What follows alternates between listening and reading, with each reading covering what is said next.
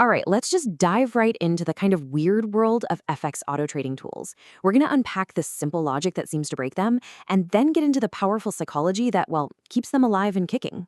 This one sentence. Honestly, this is the key to the whole thing. It explains the entire industry. And by the time we're done here, you'll get exactly what it means and why it's so kind of scary accurate. So first up, the unwinnable game.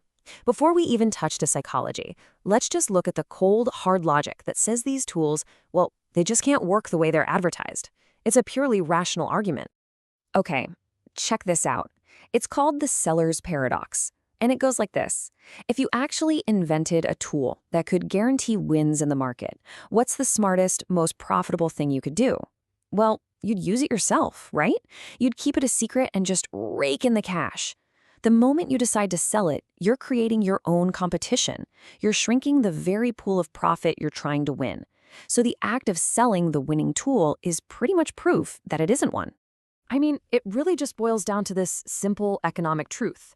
You don't sell a machine that prints money. You just print the money.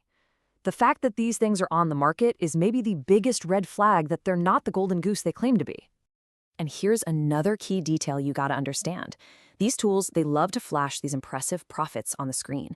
But a lot of the time, these are what you call floating profits. They're just unrealized gains that only exist while a trade is open. That money isn't yours until you cash out. Until then, it's just a number on a screen, not actual cash in your pocket.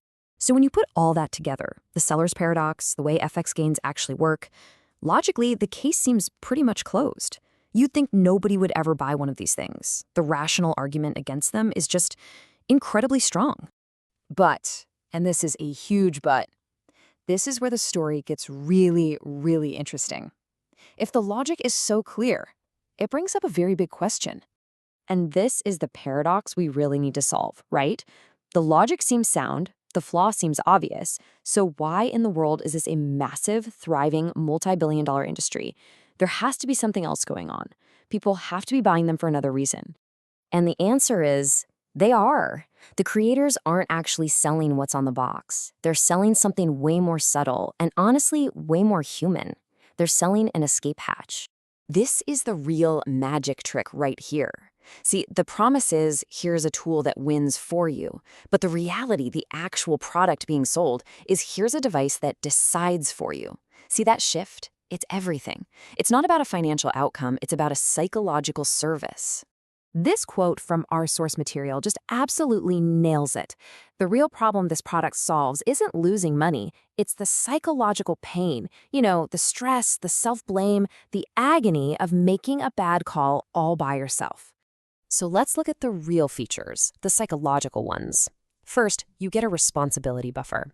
If you lose, hey, it's the AI's fault, not yours. You get to outsource the decision, which means you avoid all that mental stress. And you get to shift the blame. It's so much easier to get mad at a piece of software than to confront your own mistake. It gives you the ultimate excuse. I didn't fail. I just picked a tool that failed. So who's the perfect customer for this kind of psychological life raft? Well, it might not be who you think it is. The target isn't someone who knows nothing. Nope, it's someone who knows just enough to want to feel smart.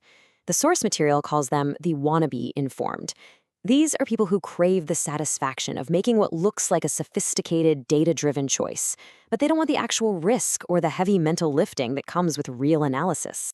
And of course, the marketing is perfectly designed to feed this illusion. It's a classic playbook. They drown you in charts and stats. They present this super complex logic that seems too complicated to be fake. They show you all this backtesting data about how the tool would have won in the past, and they use a ton of technical jargon to make it all sound incredibly professional. It makes the buyer feel smart. And this right here is such a critical distinction. It's a business model built not on pure ignorance, but on the desire to feel intelligent without doing the hard, accountable work of actually thinking. And that's what makes it so powerful. And that brings us to the final and maybe the most disturbing part of all this. Our source even uses the word horror to describe it. It's the horror of the quiet trap. This is what's so chilling.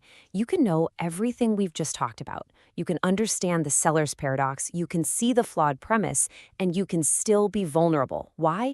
Because the logical flaw isn't what the product is actually selling you.